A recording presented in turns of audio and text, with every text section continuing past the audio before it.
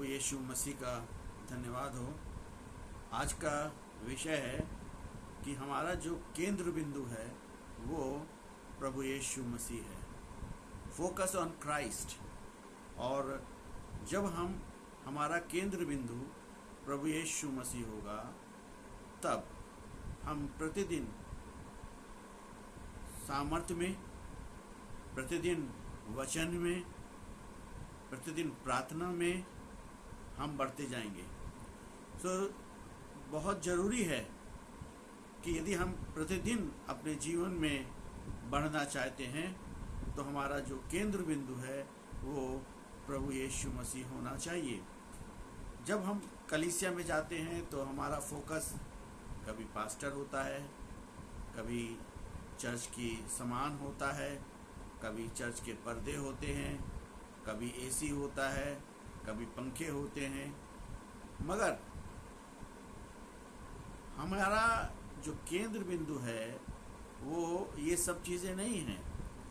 जब हम कलीसिया में जाते हैं तो हमारा केंद्र बिंदु या हमारा जो फोकस है वो प्रभु यीशु मसीह पे होना चाहिए।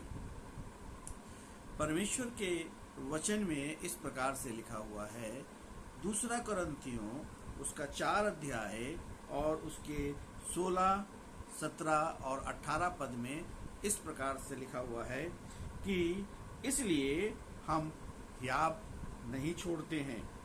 यद्यपि हमारा बाहरी मनुष्यत्व नाश भी होता जाता है तो भी हमारा भीतरी मनुष्यत्व दिन प्रतिदिन नया होता जाता है, क्योंकि हमारा पल भर का हल्का सा क्लेश हमारे लिए बहुत ही महत्वपूर्ण और अनंत महिमा को उत्पन्न करता जाता है।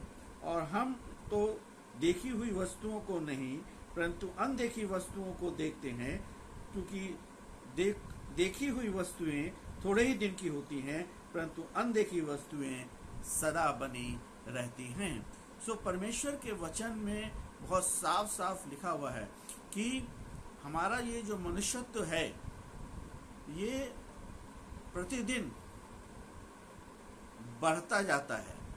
यानी कि अगर हम दूसरे उसमें कहें कि एक व्यक्ति जवान होता है और धीरे धीरे करके वो वयस्क होता है, फिर बुढ़ापे की ओर जाता है, तो हम इस बात को कह सकते हैं कि हमारा जो भीतरी मनुष्यत्व है हमेशा नया रहता है। चाहे हम जवान हों, चाहे हम वयस्क हों, चाहे हम बुजुर्ग हों, हमारा जो भीतरी मनुष्यत्व है वो हमेशा जवान रहता है। प्रभु यीशु मसीह आज के इन वचनों के द्वारा हम सबको आशीष दे। आमीन।